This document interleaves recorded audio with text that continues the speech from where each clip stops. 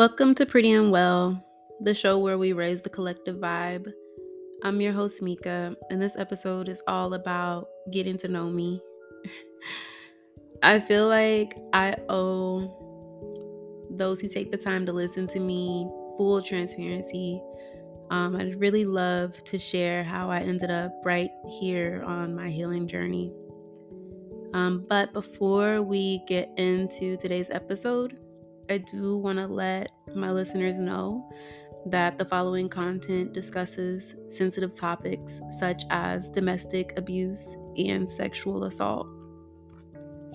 If you or someone you may know may find these discussions triggering or distressing, I encourage you to listen with caution or maybe even consider skipping this episode. Your well-being is important, and if you ever need support, please reach out to a helpline or a trusted person in your life. Okay, let's get into it. So, I was born on a cool summer morning in Chicago, Illinois, to two teenage red flags. My mom, she was 16 and a Capricorn, and she was also the baby of 9 siblings. So, needless to say, I was the baby's baby. My father, Will, I was his baby, and he was our maybe. More like maybe not, but that's neither here nor there. My mom actually ended up moving us to Texas after a few years to start a new life. And we would still visit Chicago here and there, but our life was in Texas. My mom ended up having 2 daughters after me, so I had 2 little sisters or minions or besties with me at all times. For the most part, my mom was a single mom of 3. I remember her doing everything that she could to make sure that we didn't go without, whether it was working long hours, 6 a.m. to 2 p.m., and then, doing hair after she got off, or getting herself through beauty college to become a licensed cosmetologist and business owner. I mean, she did her big one. That's the Capricorn I'm telling y'all about, okay? She also kept us in a program. Like, I played violin, I tried gymnastics, I was in cheer, I was in a dance team. We were always in like church programs, like Vacation Bible School, and even just different community youth programs like the Martin Luther King Center, or just, our own dance groups and things like that we were a part of. She had a huge village of family and friends that always showed up for us. People really, really loved my mama. I think the shift happened in my childhood when my grandmother passed away. I had experienced losing loved ones, but this one hit different. It actually felt like it took a chunk out of my heart. I mean, she was the glue in everything, and it felt like the moment that she was gone, everything kind of just fell apart. It was just sad, like a sad feeling that lingered around every moment and pretty much brought out the worst in everyone in our family. I mean, we kept on keeping on, but I'm not sure that it necessarily got better. I think it just got easier for us to keep it going. Yeah, the summer after sixth grade, I ended up moving from the town I was raised in to another city about 30 minutes away. But we were still back and forth just for like different events or just to visit people. I still had like all my childhood friends and, activities, and it just felt like home out there. So um, I ended up starting the school in a new town. Everybody pretty much took a liking to me. I'm not sure if it was because I was new or just because I was me, but luckily I made friends very easily. The crazy part about that though is I was a very shy child. Despite being in cheer and dance and, making all the friends, sometimes your girl just felt socially awkward.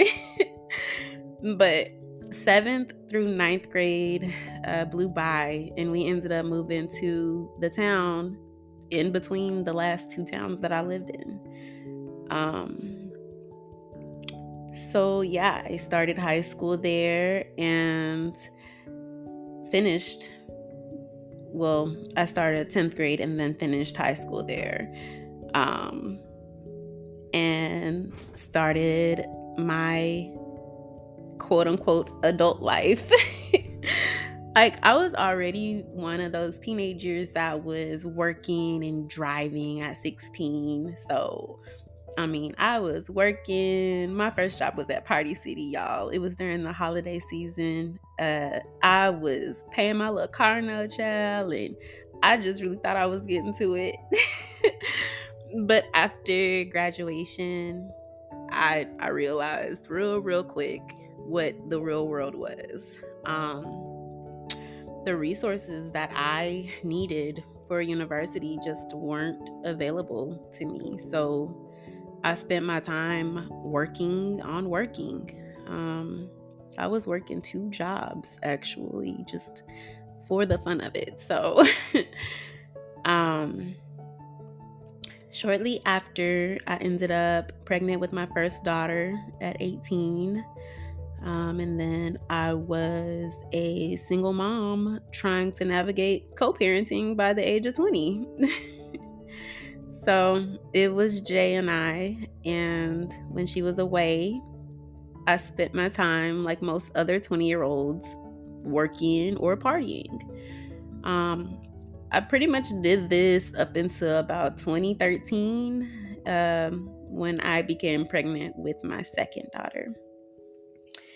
And trigger warning, I thought that I knew this person that I was with at the time, but as soon as I got pregnant enough, the mask came off.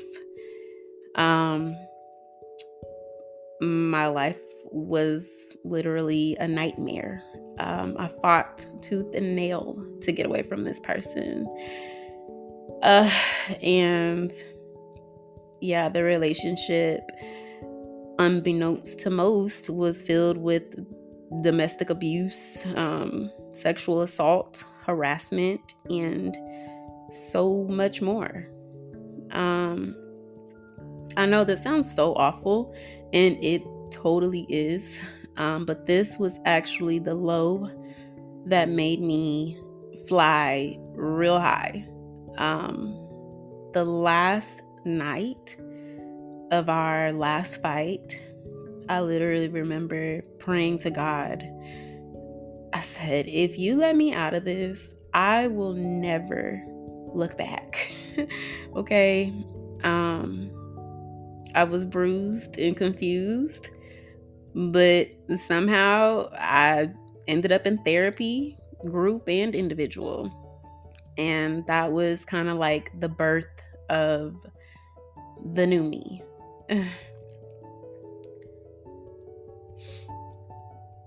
Therapy actually taught me that I had always been in toxic or dysfunctional relationships, and not necessarily romantic relationships, but like family relationships as well. Um, Therapy also taught me that I am allowed to have boundaries, how to cope and deal, and how to heal. I mean, I really got into my self love bag after I realized how much love I actually needed. Something as simple as taking a walk outside calmed my whole nervous system and connected me with nature. I started taking care of my body by working out, making healthier choices with everything I consumed, and just standing on my boundaries like never before. The more I learned, the more I did. I mean, learning about taking care of my body and healing had me willing to try anything. I literally was like obsessed with all things health and wellness. Like everything changed again at that point. It was a detox. It was like a detox but for my entire life. I mean, I was juicing, I was taking yoga classes, I was journaling every day, meditating. I found the courage to be creative. I even started a business where I served cold pressed juices and sea moss to my community. Like, shout out to y'all. As of now, I want to cultivate a space for those who want better. I want to show those who look like me that it is okay to nurture yourself in every aspect. Healing is a process and a conscious choice. And I just want to be a resource to you on your healing journey. And that's whether it's a great juice recipe to snatch your waist or remedy a cold, a guided meditation that reminds you to show gratitude, a yoga flow to calm your nerves, or just being a good friend that can give you loving big sister advice.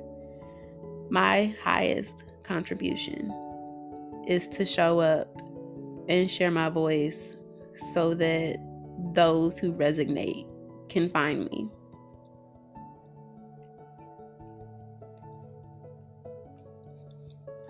I recently moved away from where I grew up to a whole new state, and I love it so much. I am still finding the flow in my current life, but I love it all. I found myself in this state of gratitude. I'm truly humbled and thankful for all the lessons and steps that have brought me to this point. And now I get to continue to share my voice so that other people feel safe to share theirs. I sometimes really struggle with putting myself out there just because I can be my own worst critic. Like, have you guys ever seen that meme where it's like when you take a cute picture and then you stare at it long enough and it turns ugly and you're like, "Ah, I fucking knew it." Like that's how I can do with myself, like my work, not even just a picture, like just anything that I'm trying to create. And this podcast is actually helping me share my voice, and I hope it helps you share yours. I always get this, but what sticks with me is our individual voices are the most powerful tool. So when we share our voice, we are harmonizing the song of the world. So, in other words, express yourself, share your voice, speak to those who can hear you. It's all for the betterment of our existence, I promise. A few fun facts about me. I played the violin from 5th grade up until high school. Okay, so I was a cheerleader playing violin. I don't know if that's not well rounded. I don't know what is.